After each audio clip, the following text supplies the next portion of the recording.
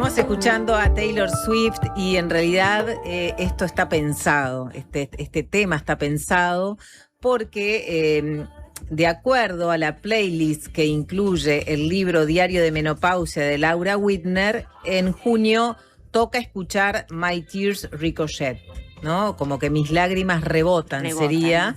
Y ya estamos recibiendo a Laura Whitner para hablar de este libro que se presenta hoy, Diario de Menopausia. Hemos hablado mucho aquí en La Colmena sobre la menopausia, el climaterio. El martes pasado sobre el deseo sexual en torno a la menopausia, en las columnas de Emilia Díaz, que es una actriz, comunicadora, escritora, que atraviesa también esta etapa de la vida donde tenemos que hablar de estos temas.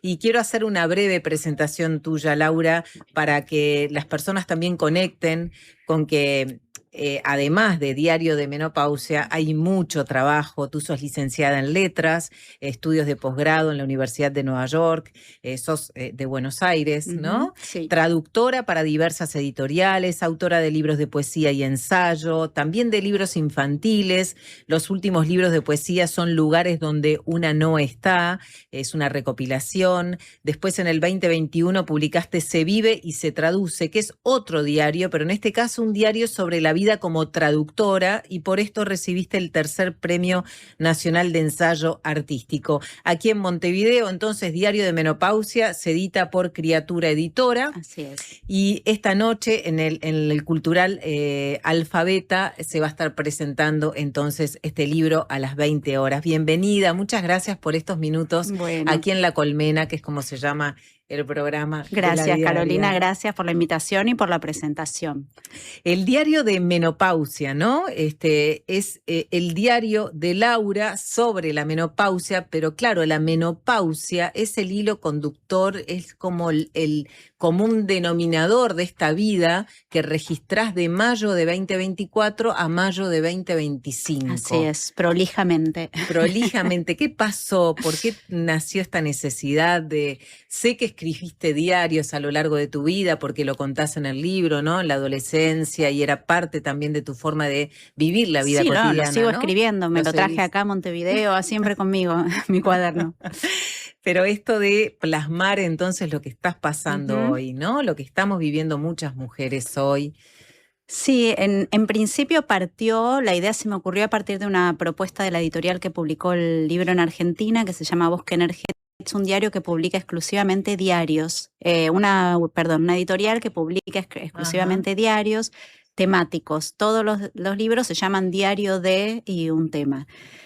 Y ellos me estaban proponiendo escribir algo o editar mis diarios personales, cosa que nunca en la vida se me ocurrió ni se me va a ocurrir, espero. Nunca se sabe, pero no es la idea. Y entonces en un momento, después de varios meses de pensar y de insistencia, me di cuenta de que este era el tema que tenía delante de mi vista, porque era el tema que yo estaba transitando desde hacía varios años, como una especie de transformación que no podía terminar de entender. Y me propuse y les propuse hacer esto sin la certeza de que me fuera a salir y que esto se pudiera convertir en algo que se pudiera llamar libro y que pudiera ser publicado. Y les dije, voy a tratar, pongámonos este límite de mayo a mayo. Y ahí me largué al trabajo de repensar la escritura de diario como un diario para ser publicado, ¿no? Como cuál va a ser la voz, cuál va a ser la estructura, cuál va a ser un poco trayendo, todas las herramientas que una tiene a lo largo de una vida, de muchas décadas de dedicarse sobre todo a escribir. Todo eso llevado a este nuevo intento de escribir un diario y de escribir sobre este tema, en el que en mi diario personal yo escribía, pero a manera de queja, ¿no? De ir tirando la queja y mezclado con otras cosas. Y empecé a tratar y así surgió. Claro, y hablas de menopausia en todo el libro, no hablas de climaterio, ¿no?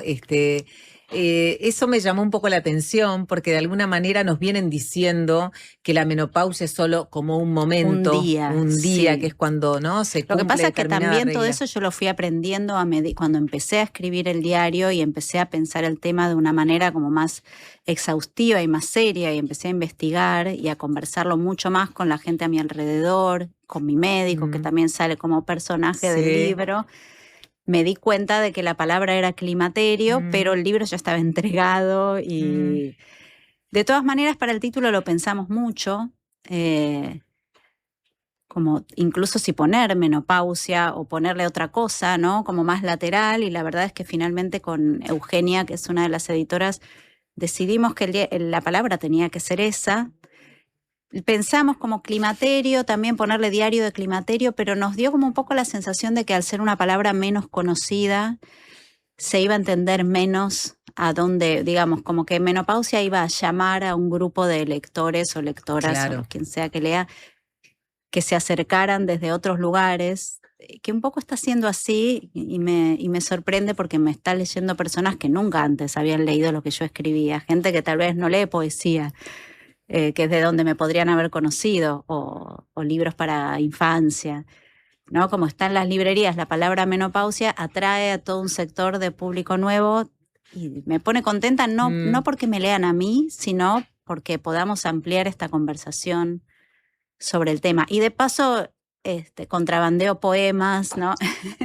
claro. Claro, a mí me da me daría así como mucho gusto poder leer muchas partes del diario, pero no tenemos ese tiempo, porque en realidad el diario es, yo creo que es claramente como un sub y baja, que es el que vivimos de alguna manera en la vida, las mujeres que atravesamos el climaterio, que nos llegó la menopausia, o decimos como lo queremos decir, y es un sub y baja que tiene que ver mucho con la autoestima, tiene que ver mucho con la reconfiguración de nuestro cuerpo. Vos hablas mucho de eso, ¿no? De cómo empezás a ver tu cuerpo y de cómo también la energía va cambiando, la fuerza. Absolutamente, sí. Y todo eso está muy plasmado y me interesa mucho también que cuentes este ritmo que le diste al diario en el sentido de intercalar también la vivencia de los martes y jueves, que son los días que vas a natación, ¿no? Que nadás, y que ahí también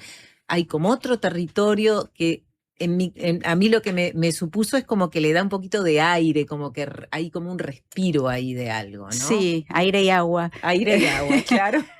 Sí, al principio espontáneamente había puesto algún martes, algún jueves, y después lo pensé y lo pensamos también con Eugenia como una especie de estribillo, ¿no? De un lugar al que volver, una especie de columna vertebral del libro, porque realmente en mi semana los días que voy a nadar son mi columna vertebral, y cuando lo digo pienso literalmente en mi columna vertebral, porque hay algo que me reencuentra, ¿no? Desde la postura, la energía, las ganas, cuando empiezo a sentir que la energía empieza a filtrarse, que hay pérdidas, voy a nadar y la cosa en general se reconfigura.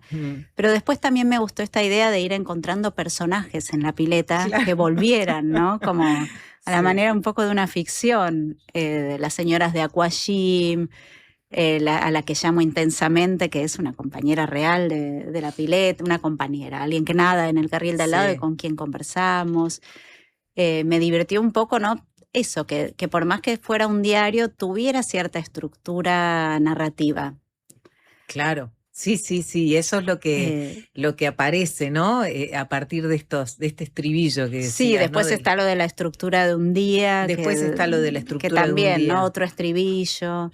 Y hay algo que cuando me encontré con eso, me gustó ir a buscar también un poco su palabra, que es que en el libro, obviamente como sos poeta, aparece Circe Maya. Y aparece Circe Maya y hay una frase de Circe Maya que está en el libro de Azul Cordo, que es una periodista que escribe un libro sobre mujeres que fueron atravesadas por la dictadura. Y Circe Maya dice: buscar en el lenguaje simple cómo aparece lo poético en lo cotidiano. Y me pareció que conecta mucho porque el diario es la vida cotidiana, pero en esa vida cotidiana vos encontrás poesía. Sí, es que yo cada vez que leo algo nuevo que dice Circe es como, y sí, es... yo desde, no sé, descubrí a Circe Maya no muy joven, pero a los 30 y pico, y en ese momento me di cuenta de que iba a ser para siempre una referencia de la manera de mirar el mundo, la manera de mirar lo que tenemos alrededor cuando levantamos la vista, y de la manera de decir eso que estamos viendo, porque en eso para mí está todo. O sea, quiero decir, en eso se cifra todo lo demás. El mundo lejano, el mundo más grande, el mundo en comunidad, el mundo político, también está, ¿no? En eso que tenemos al lado, en lo que yo estoy viendo ahora por la ventana mientras hablo con vos y en vos que estás, en cómo te estoy viendo a vos delante de la ventana. Y cuando yo descubrí la poesía de Circe, me la quedé para siempre. Yo creo que no pasan 10 días sin que yo no lea algún poema de ella. Y es como no sé, mi compañera poética, yo no la conozco personalmente y ella muchísimo menos a mí, ni personalmente ni de nombre, supongo, pero es como una de mis referencias principales cuando escribo y cuando leo. Claro. Así que la tengo siempre presente. Y ahora yo no había escuchado esta frase que vos me decís, pero sí, es como, y claro, es exactamente lo que yo pienso. Claro. Yo lo veo. Y bueno, y es un poco lo que aparece en este diario, esa vida cotidiana que va tomando ritmo, ¿no? Y tiene diferentes ritmos porque también hay momentos que son más caos, hay momentos que son más calma, ¿no? Y así vas contando, ¿no? Esta historia en algo que siento que es como una forma también de conformarte o de buscar como explicaciones a este momento que estás atravesando, que atravesamos las mujeres. Sí, a mí me sirvió muchísimo yo estaba teniendo sensaciones que me resultaban muy difíciles de contar, de transferir, porque son cosas que si no las sentís son muy difíciles de entender. Y en general tengo la sensación de que esas cosas raras logro ponerles palabras, pero a esta en particular yo no lograba ponerles palabras ni por escrito ni en la conversación, salvo con mis amigas que estaban pasando por algo similar. Entonces, creo que esta escritura fue un intento de ordenar mi propio pensamiento poniéndoles palabras, que en muchos casos no eran palabras destinadas a explicar la sensación, sino simplemente narrar mis días y tratar de ver yo misma de qué manera esos mismos días, como tuve siempre, que pueden ser ir a nadar, ir al cine, viajar, trabajar, conversar con mi hija, con mi hijo, estaban aunque narrara lo que siempre había vivido, de alguna manera por debajo estaba esta nueva sensación que no son solo las señales físicas, sino una especie de lo que hacia el final del libro, en la época en que estaba escribiendo el final del libro, yo empecé a sentir como un reacomodamiento interno al que tenía que prestarle atención sí o sí. Cuando me empezó a aparecer como por ejemplo, una de las señales fue como una necesidad imperiosa de soledad y de silencio, de mucho tiempo de soledad y de silencio, para frenar todo eso y ver quién soy yo ahora, ¿no? Y de qué manera conecto con la que fui antes y quién voy a ser de acá en más. Y ese parar y decir, necesito estar acá sola, incluso dentro de mi casa, ¿no? Como empecé a cerrar la puerta de mi cuarto cuando duermo, que yo es algo que no hacía nunca. Porque, no sé, me quedó la costumbre de cuando los chicos eran chicos, ¿no? Dejar abierto a ver si alguien me llama, necesita algo. Mis hijos viven conmigo, pero son grandes. Son grandes. Ellos cerran su puerta y yo no la cerraba. Y de pronto, como la necesidad de estar detrás de una puerta cerrada, sola, y entender qué eran esos enojos que me venían sin poder dirigirlos exactamente hacia alguien, o esos desasosiegos. Empecé como a entender todo esto al final de la escritura. Hacia el final, sí. Y ahí me resultó súper interesante, ¿no? Como parar de luchar contra, me duele el hombro, voy al traumatólogo, me duele los ojos, voy al oculista. No, veamos un momento de qué se trata todo esto, porque probablemente todos estos malestares tienen un mismo origen, que es la desaparición de las hormonas que me habían regido desde que nací hasta ahora. Claro, y quiero decir que esto está tratado con mucho humor también, ¿no? Hay mucho humor y eso es mi única manera, me parece. Sí, no, pero además yo la verdad me he reído sola también pensando también en la lista de recetas que tenemos, ¿no? Y de recomendaciones y consejos y cómo nos perdemos en todo eso, porque es muy difícil seguir, ¿no? Tú mencionás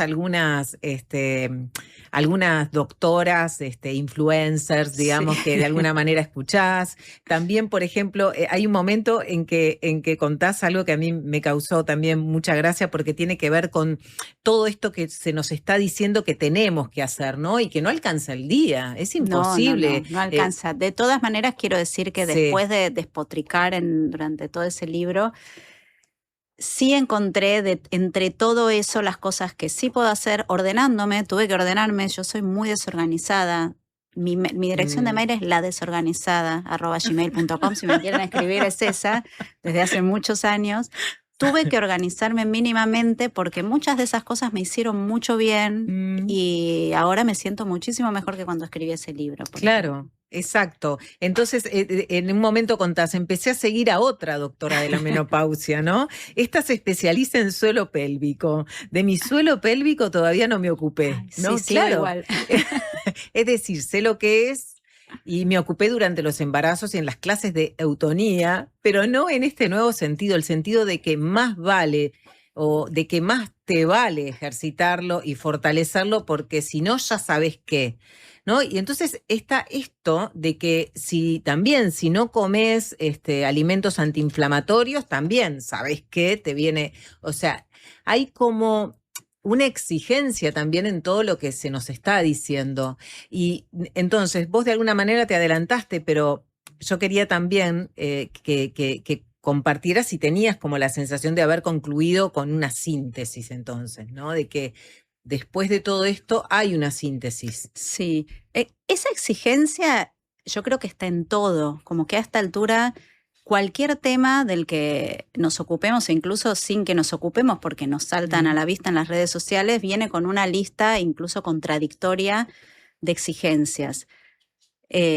Me sorprende que muchas mujeres se quejen especialmente de las exigencias alrededor de la menopausia, que son muy nuevas, porque hasta hace poco nadie se había ocupado de este tema, cuando toda la vida aceptamos las exigencias del maquillaje, la cosmética, el pelo, la ropa. Bueno, digo aceptamos para generalizar, yo justo en esos rubros nunca entré, pero de muchísimas otras cosas que hay que hacer, para no hablar de las cosas más intrínsecas de la exigencia que fuimos aceptando como mujeres y como seres humanos.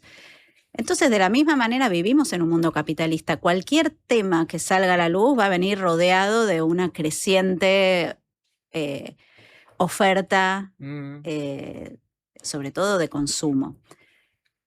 Y es bastante desasosegante cuando una se siente mal, decir, bueno, todo esto es cierto, ¿qué elijo de todo esto? A mí lo que me sirvió sobre todo es tener un médico a quien ya le tenía confianza desde muchos años antes y con quien tuve las conversaciones, o sea, un médico que me conoce, que conoce mi historia clínica, que sabe lo que yo hago día a día, que sabe qué deporte hago, qué como, él también nada, así que hablamos mucho de natación. Y que además viene formándose en climaterio desde hace mucho. Lo que pasa es que yo no quería escuchar, no quería tener esa conversación con él. Cuando finalmente la tuve, me lo dijo como de humano a humano. Esto es lo que sucede, estos son tus análisis, esto es lo que sucede en tu cuerpo en este momento, estas son las opciones para sentirte mejor. Podés empezar por esto, después probar, vamos viendo cómo vas, tenés que venir seguido para que controlemos. No me dio una lista de exigencias en cuanto a comida, solamente me dijo, trata de comer un poco más de esto y un poco menos de esto. No estés sedentaria, no faltes nunca a nadar. Y con una conversación humana y cariñosa y con cosas posibles, yo empecé a mejorar. Es verdad que cuando yo finalmente me organizo, tengo como, puedo tener una disciplina. Claro. ¿Y ahora estás bien? Hoy estoy bien. Estoy contenta de estar acá, así que estoy bien. Estás bien. Estoy mucho, siempre me da miedo decir que estoy bien. Sí, claro. Pero estoy mucho mejor que durante los años previos. Después de terminar el libro empecé el tratamiento de reemplazo hormonal, que me está haciendo muy bien por el momento, que es una crema que me mando a hacer un laboratorio, o sea, no es algo que compre en la farmacia, que me lo manda a hacer mi médico y me controla cada tantos meses. Me pongo la crema en la pierna todos los días, tiene las hormonas que perdí, me las reemplaza en una medida muy chiquita, ¿no? No es que volví a ser joven, ni que menstruo, ni nada, pero tengo más energía, tengo muchos menos dolores articulares, dejé de caerme en la calle a cada rato. Claro, una cosa que está muy clara en el libro es esto, ¿no? Y lo decís en varias oportunidades.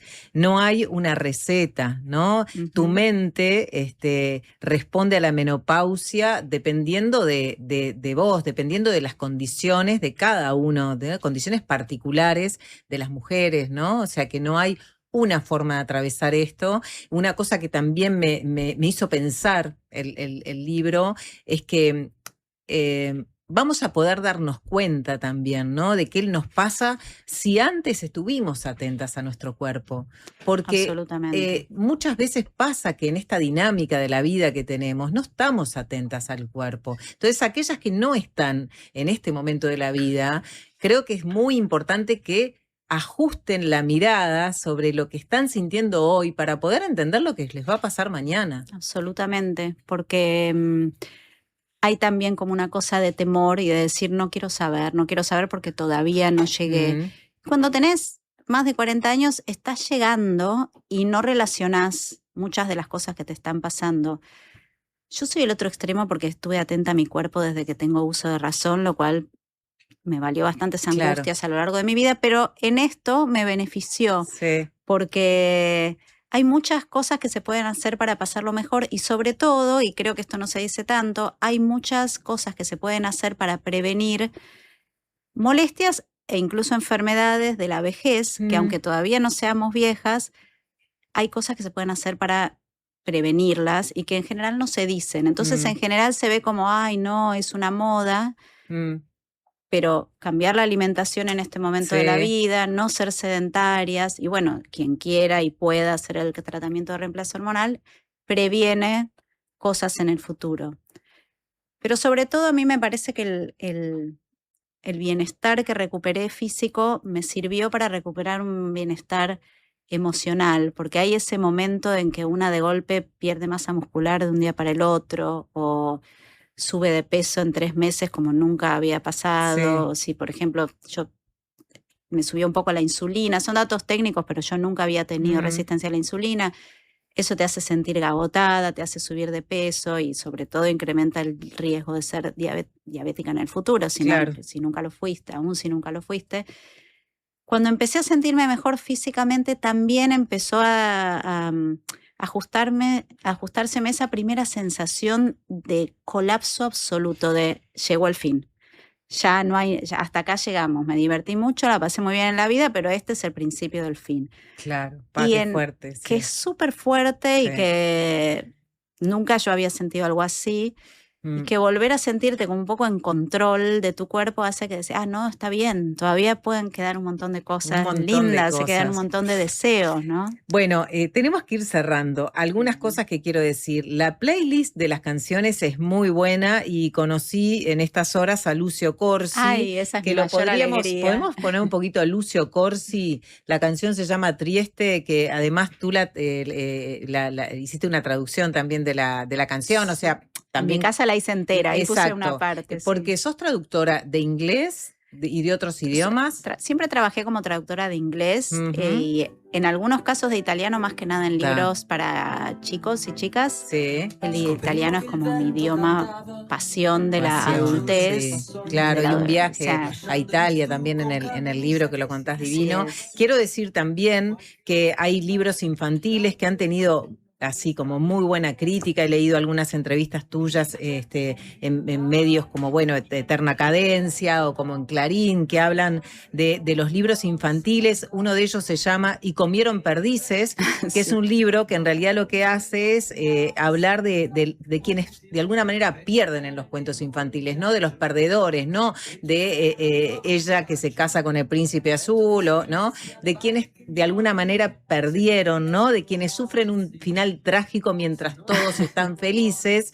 Bueno, quiero que, nos está acabando el tiempo, pero que busquen estos libros infantiles que me parece que son muy lindos. Creo que los adultos abandonamos la lectura infantil, pero creo que sería bueno también tener a mano algunos libros infantiles a esta edad inclusive, Es buenísimo ¿no? tenerlos a mano porque además existen cosas tan hermosas que no hay diferencia de edad para leer Divino. ciertos libros. Y te voy a despedir con un regalo, pero Ay. mira, pero escuchá el regalo. A ver. Recién prendí la radio y no sé quién es la entrevistada, pero ya sabré. Qué lindo lo que cuenta de Circe, que es mi madre. Le voy a mostrar esta entrevista a ella. Ay. Nos escribe Alicia Ferreira, que es la hija de Circe Maya, que te estaba escuchando. Y ella leyó, ella no debe relacionar que soy la que escribió el texto de contratapa de sus poemas reunidos que salieron en Argentina este Divino. año. Así que Bueno, Alicia, conectadísima. un beso enorme para tu madre. Divino, Muy, Alicia. muy grande. Muchas gracias por escucharnos. Hermoso, muy emocionante. Laura, un placer. Gracias, Que disfruten esta Carolina. noche entonces la presentación de Bueno.